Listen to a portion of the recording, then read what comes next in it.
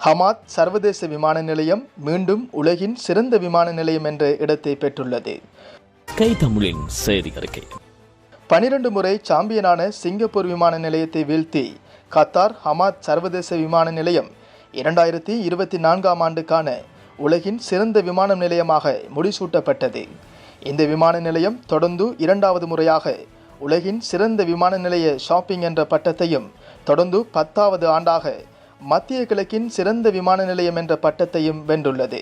பிரித்தானிய நாட்டைச் சேர்ந்த விமானத்துறை ஆலோசனை நிறுவனமான ஸ்கை ட்ராக்ஸ் 18ஆம் தேதி ஜெர்மனியின் பிராங்க்போர்ட்டில் நடந்த நிகழ்ச்சியில் உலகில் சிறந்த விமான நிலையங்கள் என்கிற இந்த பட்டியலை வெளியிட்டது.